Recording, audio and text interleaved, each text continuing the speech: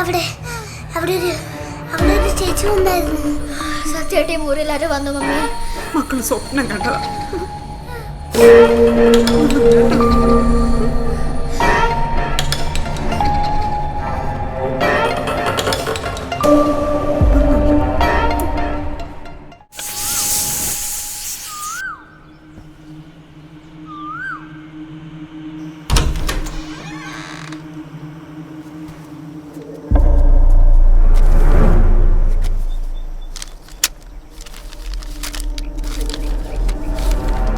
Freddy, എന്നെ ആരും മനസ്സിലാക്കുന്നില്ല. അവരുടെ ഓരോ നിമിഷത്തിൻ്റെ വിലയും അവർക്ക് മനസ്സിലാകുന്നില്ല ഫ്രെഡി. എന്നെ കബളിപ്പിച്ച് അവരുടെ സമയം കളയുവാനാണ് അവർ ശ്രമിക്കുന്നത്. അവരോടുള്ള എൻ്റെ ബഹുമാനം പോകുന്നു. അവരെ ഞാൻ വെറുത്തു തുടങ്ങുന്നു. എനിക്ക് വേണ്ടത് ചെയ്യാൻ അവർക്ക് പറ്റുന്നില്ല. അവർക്കതിന് സാധിച്ചില്ലെങ്കിൽ നമുക്കും അവരെ വേണ്ട. ഇവിടെ അന്തരീക്ഷം മാറുകയാണ്. നാട്ടിലെങ്ങും പകർച്ചപ്പനി പടരാൻ തുടങ്ങിയിരിക്കുന്നു. നീ എന്നാണ് വരുന്നത്? എനിക്ക് ഭയമാവുന്നുണ്ട്. നാട്ടിൽ ഒരുപാട് പേർ മരിച്ചു വീഴുന്നു എന്ന് കേൾക്കുന്നു. പള്ളി സെമിത്തേരിയിൽ സ്ഥലമില്ലാത്തത് കൊണ്ട് നമ്മുടെ ഭൂമിയുടെ തൊട്ടരികെയാണ് ഇപ്പോൾ ആളുകളെ അടക്കുന്നത്. ഫ്രെഡി, നമ്മുടെ പുതിയ അതിഥികളിൽ ഒരാൾക്കും പനി തുടങ്ങിയിട്ടുണ്ട്. നീ വേഗം വാ ഫ്രെഡി.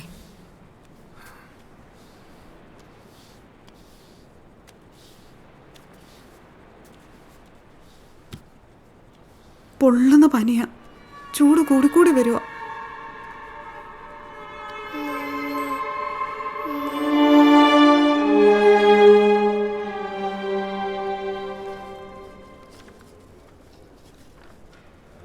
തൽക്കാലം വീട്ടിൽ പോയിക്കോളൂ. നമ്പർ ഇവിടെ ഉണ്ടല്ലോ, ഞാൻ വിളിക്കാം. അതുവരെ പുറത്തോട്ടൊന്നും ഇറങ്ങരുത് കേട്ടോ.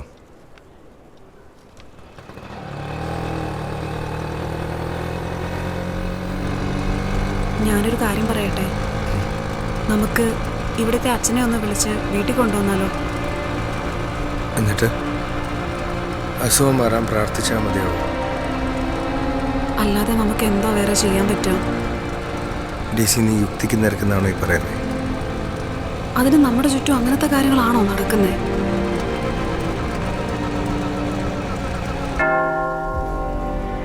സാധാരണ ഒരു വീട് വാടകയ്ക്ക് എടുക്കുമ്പോൾ അടുത്തുള്ളവരോടും ഇടവകയിലേക്കൊന്ന് ചോദിക്കുന്നത് സാമാന്യ ബോധമാണ്, അല്ലേ? അഡ്വക്കേറ്റാണെന്നല്ലേ പറഞ്ഞത്? അല്ല, ഞാൻ പഠിപ്പിച്ചതല്ല, ചോദിച്ചു പോയതാണ്. അത് അപ്പോഴത്തെ ഒരു അവസ്ഥയിൽ സംഭവിച്ചു പോയതാച്ചോ. ജോണേ, സഭയിൽ ഇത്തരം വിഷയങ്ങൾ എങ്ങനെയാണ് കൈകാര്യം ചെയ്യേണ്ടതെന്നുള്ളതിന് ഒരു പ്രോട്ടോക്കോളുണ്ട്. ഇതുപോലൊരു സംഭവം രൂപതയിൽ അറിയിച്ചാൽ അതിനെക്കുറിച്ച് വിശദമായി പഠിക്കാൻ അതിനെക്കുറിച്ച് അറിവുള്ള കുറച്ച് അച്ഛന്മാരെ ഏൽപ്പിക്കും. അവരിതിൻ്റെ കാര്യങ്ങൾ പഠിച്ചതിന് ശേഷം അവരാണ് എക്സോസിസം ചെയ്യേണ്ടത് ആരാണെന്നുള്ളത് തീരുമാനിക്കുന്നത്. അങ്ങനെയാണ് കേട്ടിട്ടുള്ളത്. പക്ഷേ അതൊക്കെ അന്വേഷിച്ച് പിടിച്ച് വരുമ്പോഴേക്കും സമയം കൊടുക്കും. എൻ്റെ ഭാര്യ വീട്ടിൽ അച്ഛൻ വരുമെന്ന് പ്രതീക്ഷിച്ചിരിക്കുക. അച്ഛൻ വരും, മോന് വേണ്ടി പ്രാർത്ഥിക്കും, അവൻ്റെ അസുഖം മാറും. ആ ഒരു പ്രതീക്ഷ മാത്രമുള്ള അച്ഛൻ. എന്താ പേരെ കിട്ടിയോ? അച്ഛാ, നമ്മുടെ രജിസ്റ്റർ മുഴുവൻ പരുതിക്കൊണ്ടിരിക്കുക. പക്ഷേ ഫ്രെഡിൻ്റെ പേരായിട്ടുള്ള ആരും നമ്മുടെ ഇടവകയിൽ അക്കാലത്തുള്ളതായിട്ട് രജിസ്റ്ററിലൊന്നും കാണുന്നില്ല. പിന്നെ ഇപ്പോഴത്തെ കുട്ടികളിൽ കുറച്ച് പേര് ഫ്രെഡിൽ നിന്നാണ്. അത് പറ്റില്ല. ഒരു കാര്യം ചെയ്യ്, കപ്പേർ ഒന്നും കൂടി മൊത്തത്തിലൊന്നും തപ്പ്. ശരി അച്ഛോ. ശരി.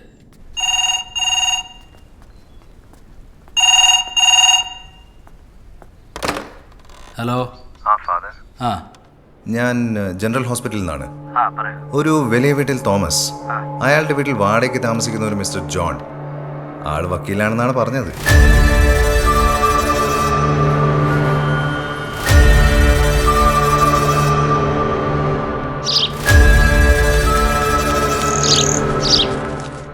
അവരുടെ മകന്റെ പനിയുടെ കാര്യമായി ഇന്ന് രാവിലെ എന്നെ കാണാൻ വന്നിരുന്നു. അറിയാം. പയ്യന്റെ ബ്ലഡ് സാമ്പിൾസ് ഞങ്ങൾ ഇവിടെ പരിശോധിച്ചപ്പോൾ കുറച്ച് പ്രശ്നങ്ങൾ കാണിക്കുന്നുണ്ട്. എന്താ പ്രശ്നം? ഒരു പാൻഡമിക് പേടിയുണ്ട് ഞങ്ങൾക്ക്. സിംപ്റ്റംസ് കോളറ പോലെയാണ്. പക്ഷെ അതല്ല, വേറെ എന്തോ ആണ്.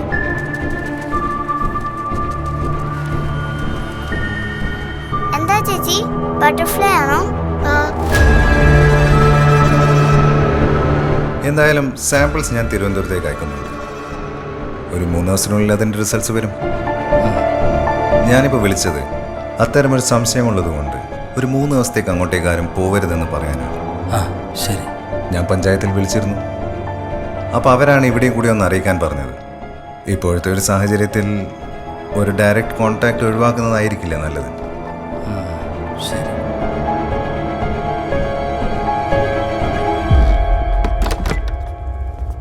ജോണേ, ഇന്നെനിക്ക് വരാനൊരു അസൗകര്യമുണ്ട്. അത്യാവശ്യമായിട്ട് കത്രയുടെ പള്ളി വരെ ഒന്ന് പോകണം. പിന്നെ ഫ്രെഡിയെക്കുറിച്ചും റോസിനെക്കുറിച്ചും എന്തെങ്കിലും രേഖ പള്ളിയിലുണ്ടെങ്കിൽ ഞാൻ ജോണിനെ വിളിച്ച് അറിയിക്കാം. ജോണിപ്പോൾ ചെല്ലേ. ജോണേ, ഞാൻ വരാം. ജോണിപ്പോൾ ചെല്ലേ.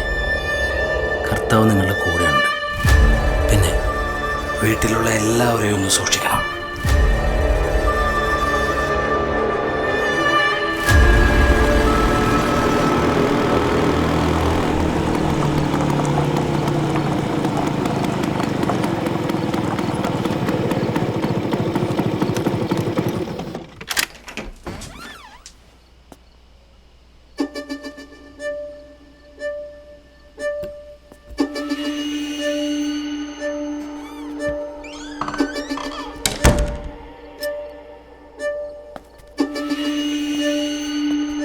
എന്തായി? അച്ഛനെപ്പോ വരും? ഫ്രെഡി എവിടെയാണെന്ന് അറിഞ്ഞോ? പതുക്കെ. എന്ത് പതുക്കെ? നമ്മളെല്ലാരും ഇവിടെ കിടന്ന് അനുഭവിക്കുകയല്ലേ. ഇനി സംസാരിക്കാതിരുന്നിട്ട് എന്തിനാ? പറ, അച്ഛൻ എന്താ പറഞ്ഞേ? കൂടുതലൊന്നും പറഞ്ഞില്ല. 2-3 ദിവസം കഴിഞ്ഞ് ഈ വഴി വരാമെന്ന് പറഞ്ഞു. ചോദിക്കേണ്ട പോലെ ചോദിച്ചു കാണിയല്ല. ഇവിടെ ഉള്ളവർ എവിടെ പോയെന്നൊരു വികാരിയച്ഛന് ഏറ്റവും നന്നായിട്ട് അറിയാവുന്നത്. എന്നിട്ട് ആർക്കോ വേണ്ടി ചോദിച്ച പോലെ വന്നേക്കുവാണ്.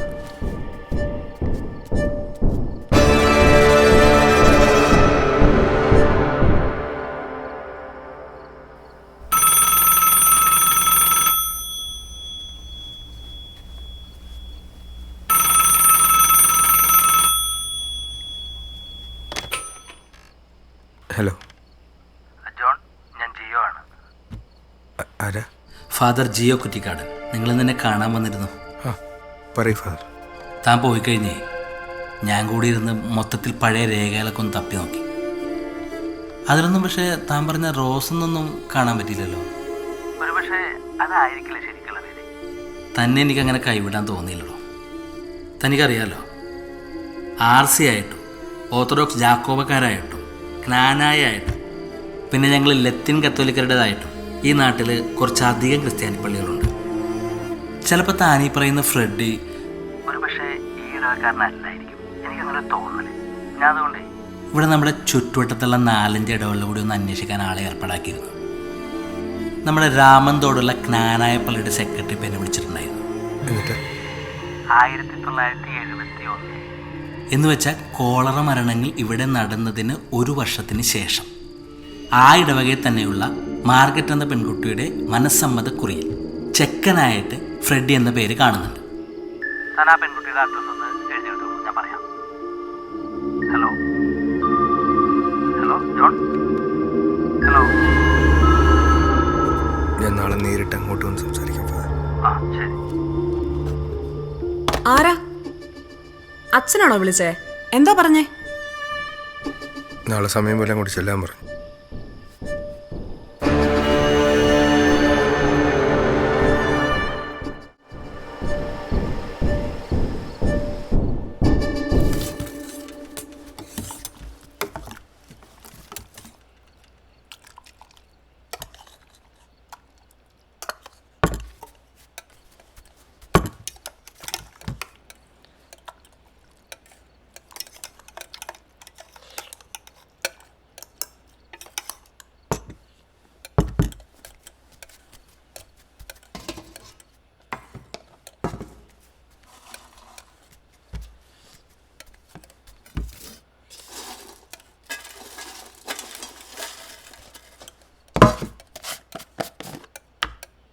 ജോൺ,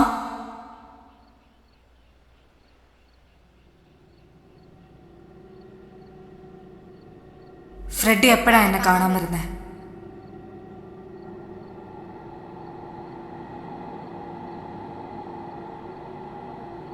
പറ ജോൺ, ഫ്രെഡി എപ്പോഴാ എന്നെ കാണാൻ വരുന്നേ?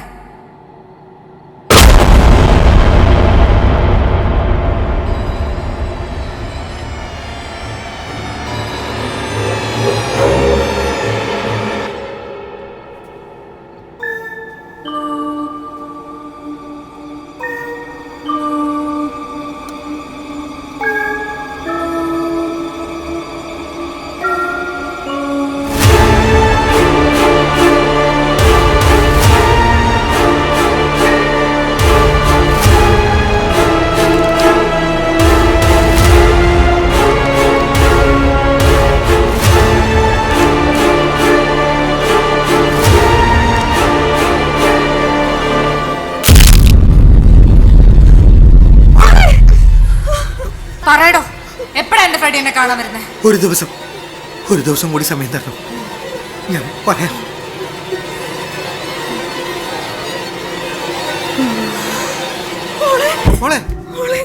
മറിയ,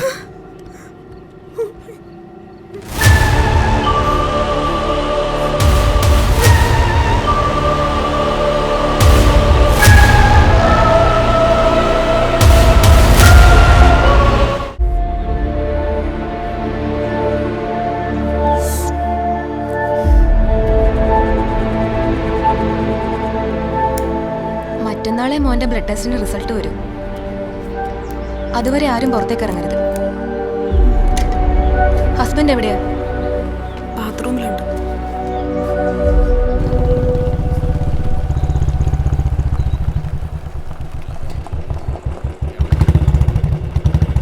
ചേട്ടാ, ഇതല്ലേ മാർക്കറ്റിന്റെ വീട്? ആ, മാർക്കറ്റ് ഡോക്ടറുടെ വീട് തന്നെയാ. ആ, ചെല്ല. ഡോക്ടർ എന്തു പറ്റി ആളൊക്കെ? ഡോക്ടർ മാർഗരറ്റിനെ ജില്ലാ മെഡിക്കൽ ഓഫീസറായിട്ട് പ്രൊമോഷൻ കിട്ടി. അതിൻ്റെ ഒരു പാർട്ടി നടക്കുകയാണ്.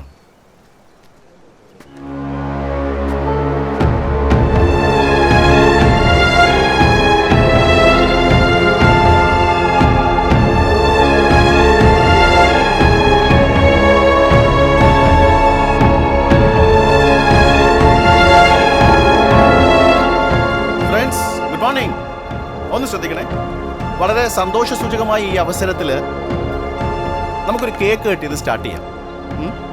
നമ്മുടെ പ്രിയങ്കരിയായ ഡോക്ടർ മാർഗരറ്റിനെ ഞാൻ ഈ വേദിയിലേക്ക് ക്ഷണിക്കുകയാണ്.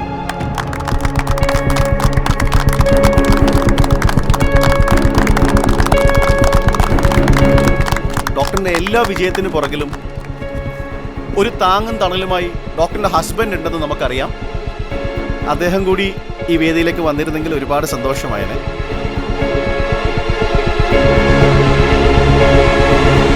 The man with strong shoulders. Freddie. Dr. Rajiv, please come.